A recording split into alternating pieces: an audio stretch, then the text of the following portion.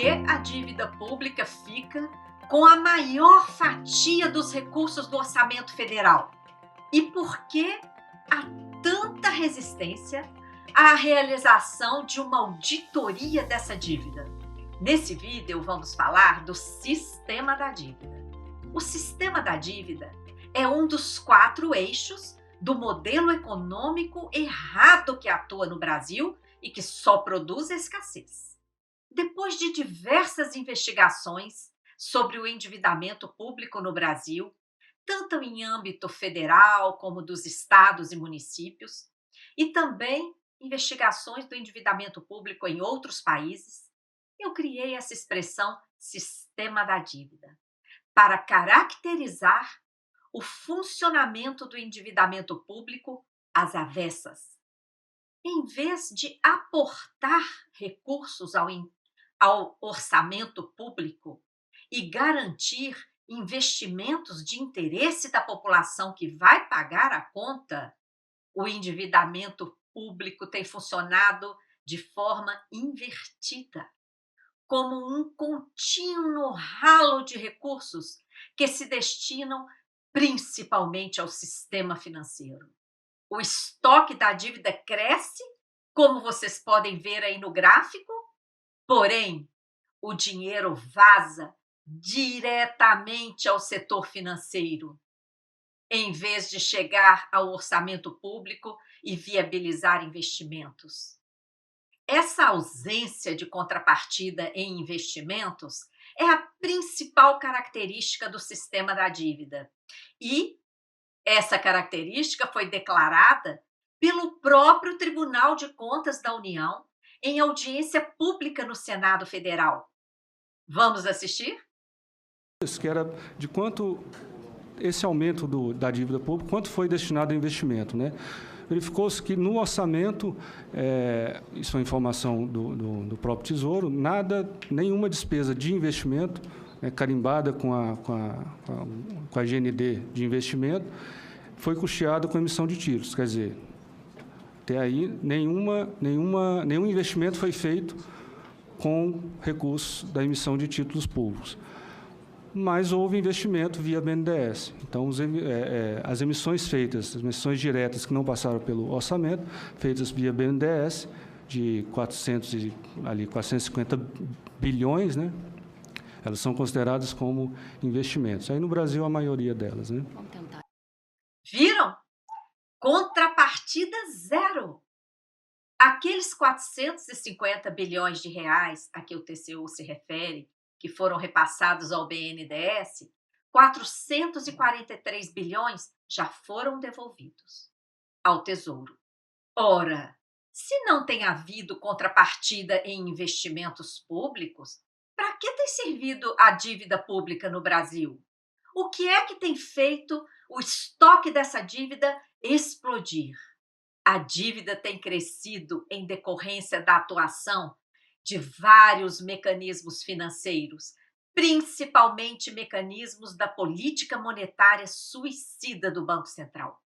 A dívida cresceu por causa da transformação de dívida externa suspeita de prescrição em dívida interna, transformação de dívidas privadas, inclusive de bancos e multinacionais, em dívida pública, aplicação de juros elevadíssimos decididos em escandaloso conflito de interesses, como aquela Selic de 14,25 durante a fabricação da crise a partir de 2014, emissão de títulos para pagar juros, inconstitucional, juros sobre juros, afrontando a súmula 121 do Supremo, prejuízos em operações de swap e outros prejuízos do Banco Central que são transformados em dívida pública, e a escandalosa remuneração da sobra de caixa dos bancos. Dentre esses e outros mecanismos, sobressai a imensa responsabilidade do Banco Central, que querem tornar independente para ficar à vontade para praticar essa política monetária suicida. É o Banco Central que decide a Selic, que opera o mecanismo do swap, da remuneração da sobra de caixa dos bancos, que transfere prejuízos para o Tesouro Nacional e, dessa forma, tem sido o principal responsável pela explosão da dívida pública no Brasil.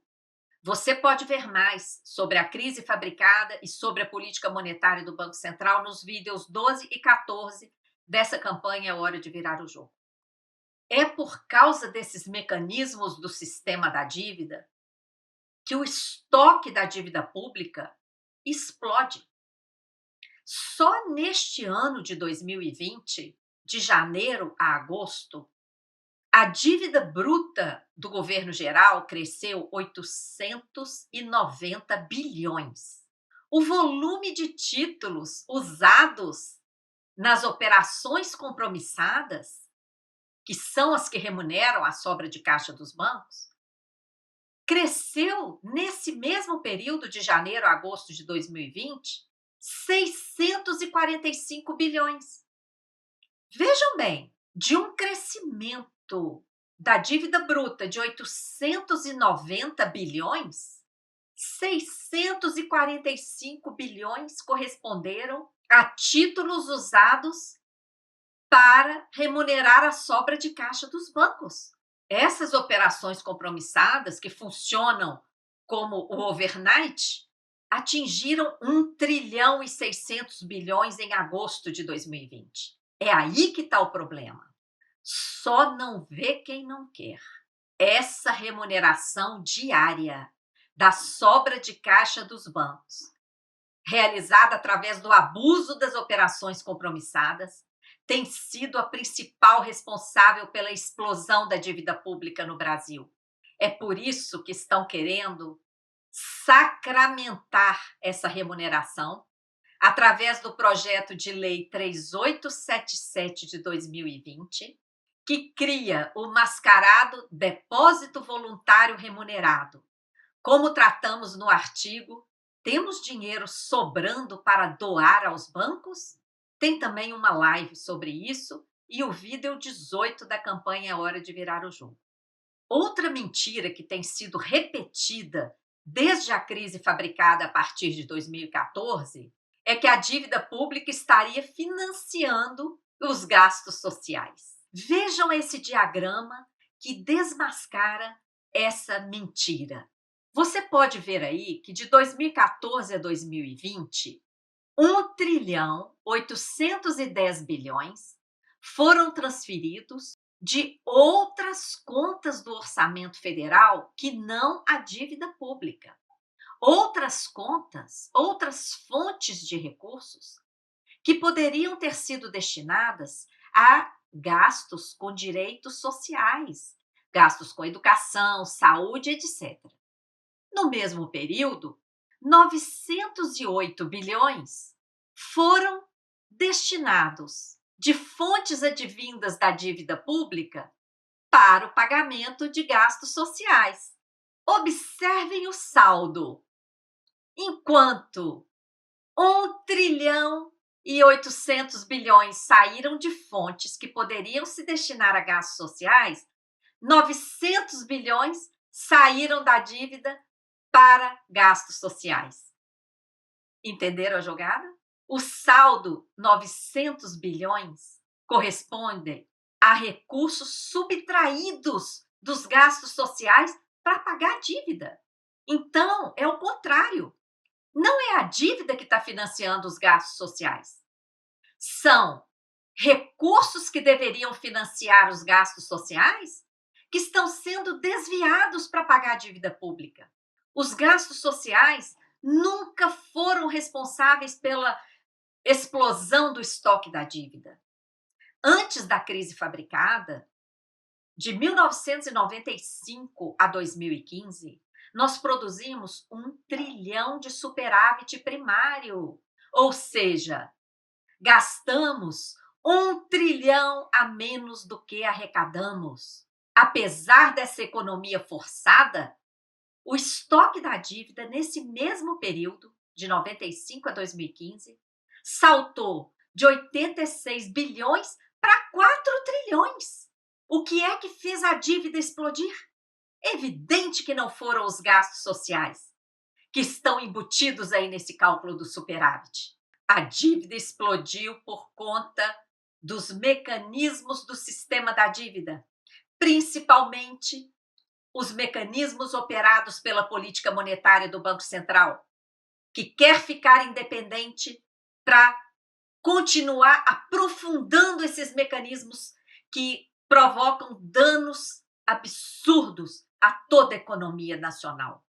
Por isso, nós temos que repudiar os projetos de lei que tratam da independência do Banco Central. PLP 19 de 2019 no Senado e PLP 112 de 2019 na Câmara. A dívida tem crescido por meio desses mecanismos do sistema da dívida sem contrapartida ao país, muitos deles ilegais e até inconstitucionais, totalmente ilegítimos. E o grande problema é que a dívida gerada dessa forma cresce e, quando ela está elevada, ela tem sido usada como justificativa para contínuas contrarreformas, ajustes fiscais, que ganharam status constitucional com a emenda 95, e privatizações, como as privatizações insanas que têm ocorrido no Brasil. A ferramenta capaz de desmascarar esses mecanismos fraudulentos que geram dívida pública é a auditoria. É por isso que aqueles que defendem os interesses do mercado atacam de forma tão ferrenha a proposta de uma auditoria dessa dívida com participação social, cidadã. Quem defende o mercado não quer que a verdade venha à tona, não quer que você saiba desses mecanismos que geram dívida ilegal e que depois você paga com corte de direitos sociais, contra-reformas, privatizações do patrimônio público, etc. Quanto mais pagamos, mais devemos. Vejam essa tabela. Todo ano, amortizações gigantes da dívida pública. Porém, olhem o que acontece com o estoque. Cresce exponencialmente de ano para ano. Ora, se estivéssemos de fato amortizando a dívida, o estoque estaria caindo. Por que ele está aumentando? Porque não estamos amortizando, estamos pagando juros maquiados de amortizações. Temos denunciado isso desde a CPI da dívida pública, concluída na Câmara dos Deputados em 2010. Vocês podem acessar o relatório da Auditoria Cidadã número 1 de 2013, feito para o Ministério Público. Isso foi denunciado também ao Tribunal de Contas, mas nada acontece. Vejam como opera esse mecanismo. Essa tela que vocês estão enxergando aí mostra a composição dos pagamentos da dívida pública federal em 2019. Ao todo, pagamos 1 trilhão e 38 bilhões, conforme dados registrados no CIAF, o Sistema Oficial da Contabilidade Pública. O que está lá no CIAF? 753 bilhões de amortizações e 285 bilhões de juros. No entanto, dentro desse bloco aí das amortizações, pelo menos 200 bilhões de reais são juros. Por que a gente fala pelo menos? Porque é um valor estimado. Não há transparência em relação a isso. Por quê? Isso é inconstitucional, é uma maquiagem. Contabilizar grande parte dos juros como se fosse amortização para fugir, burlar a regra de ouro lá prevista no artigo 67, inciso 3. Outro dado aí, importante, que vocês podem ver aí na tela, é que desses 753, quase 300 bilhões, 276 bilhões de reais, foram pagos com recursos advindos de outras fontes que poderiam ser destinadas aos gastos sociais. Isso aí só pode ser denunciado por procedimento de auditoria. Então, quem é contra a auditoria dessa dívida é contra a destinação desses recursos aí de outras fontes para gastos com saúde e educação, quer que esses recursos continuem de forma não transparente, sendo destinados ao pagamento dessa dívida ilegal, ilegítima. Quem critica o gráfico da auditoria cidadã, que soma os gastos com juros e amortizações, porque dentro de amortizações, grande parte são juros e pagamentos ilegítimos, quem é contra isso desconhece essa contabilização de juros como amortização, desconhece essa destinação de recursos de outras fontes que deveriam ser destinadas a gastos sociais, mas estão sendo desviadas para pagamento de dívida para banqueiro. A auditoria da dívida deveria ser uma rotina obrigatória, com total transparência para a população que paga essa conta. Ainda que seja necessário contratar a dívida para fazer investimentos e outros gastos, a auditoria tem que acontecer de forma transparente, constante. Achar que os bancos é que têm que decidir onde são aplicados os recursos públicos, sem transparência alguma, é o mesmo que defender o fim do Estado. Isso é um absurdo inaceitável. Ademais, a auditoria está prevista na Constituição Federal e conta com o respaldo de mais de 6 milhões de brasileiros e brasileiras que participaram do grande plebiscito popular acontecido no ano 2000, evento do qual nasceu a Auditoria Cidadã da Dívida. Estamos aí há 20 anos lutando pela transparência em relação à destinação dos recursos públicos e pelo cumprimento da Constituição. A auditoria é a ferramenta capaz de desmascarar esses mecanismos ilegítimos do sistema da dívida. Esse sistema da dívida tem operado por meio de várias engrenagens, como vocês podem ver aí a ilustração. Uma das engrenagens é esse modelo econômico errado que atua no Brasil, o modelo da escassez. O sistema da dívida promove a escassez no orçamento, ao desviar a maior parte para esse pagamento financeiro. Outra engrenagem é o sistema legal, porque várias leis são modificadas para respaldar essa transferência brutal de recursos financeiros ao sistema da dívida. Podemos dar o exemplo desse PL 3877 de 2020, que quer legalizar essa remuneração diária da sobra de caixa dos bancos e até aumentá-la. Podemos citar também a Emenda Constitucional 95, que estabeleceu teto para todos os gastos sociais e a manutenção do Estado, deixando fora do teto os gastos com a chamada dívida pública.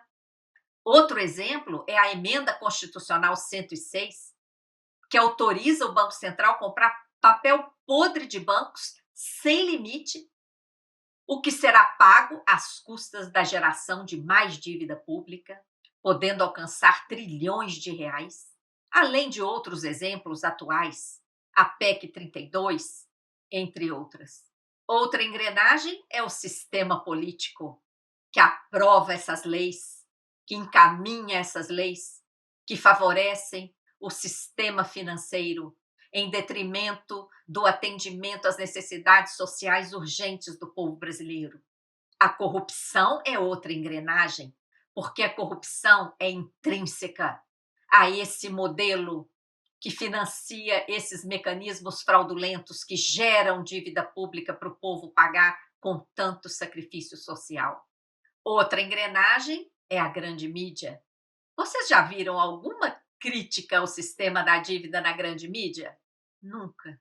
Acima de tudo isso estão os organismos internacionais, encabeçados pelo BIS, que se diz Banco Central dos Bancos Centrais, fica lá na Suíça e determina regras que favorecem os bancos através de seus principais braços, FMI, Banco Mundial e ordens diretas ao Banco Central.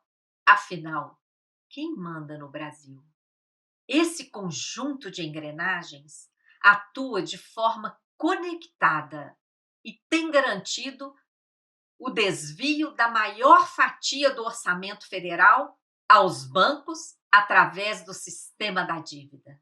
Apesar desse privilégio, o mercado não está satisfeito e quer mais. Novas formas de geração de dívida pública fraudulenta surgem continuamente.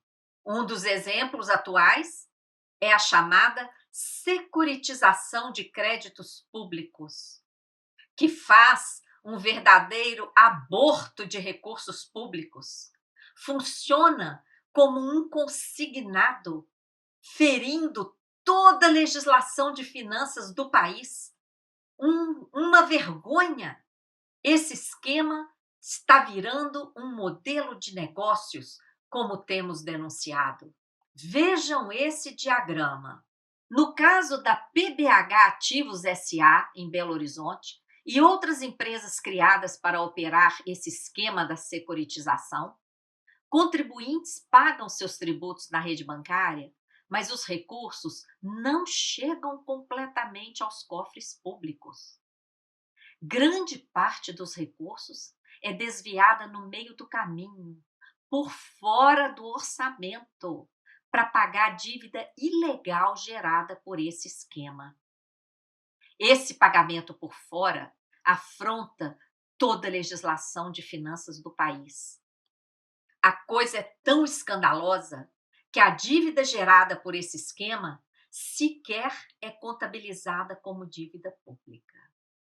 Nós precisamos exigir completa auditoria dessa chamada dívida, que tem sido gerada por mecanismos cada vez mais indecentes, perversos, não transparentes. Essa auditoria tem que acontecer com participação social e cidadã. A falta dessa auditoria tem permitido que a dívida gerada, principalmente a partir da crise fabricada em 2014 pela política monetária do Banco Central, esteja servindo de justificativa para todas essas contrarreformas, a emenda do teto, a reforma trabalhista, da Previdência, agora administrativa, as privatizações e várias outras medidas que estão em andamento no Congresso Nacional, em especial a reforma administrativa, PEC 32, que destrói a estrutura de Estado, e a PEC 186, que coloca lá que os direitos sociais só serão atendidos depois do pagamento da dívida pública. Essa política monetária que fabricou a crise é que tem feito a dívida explodir. Por isso querem a independência do Banco Central, a aprovação do PL 3877/2020, que vai garantir remuneração até superior aos bancos, por meio da maquiagem do depósito voluntário remunerado, que vai continuar remunerando os bancos até mais, mas não vai mais usar a dívida, reduzindo a transparência sobre essas operações. Portanto, o sistema da dívida tem sido um dos principais responsáveis pelo aprofundamento desse modelo econômico errado, pela escassez de recursos, escassez que não tem nada a ver com o Brasil, que é o país da abundância. Por isso, precisamos unificar as lutas, reunir todos os movimentos sociais, sindicatos, associações, centrais, e modificar esse modelo econômico errado, garantir completa auditoria dessa dívida, interromper esse sistema que deve ser urgentemente modificado.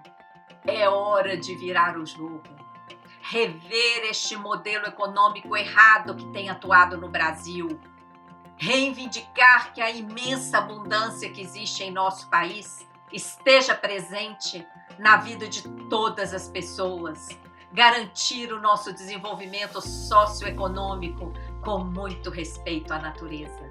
Vem com a gente, é hora de virar o jogo.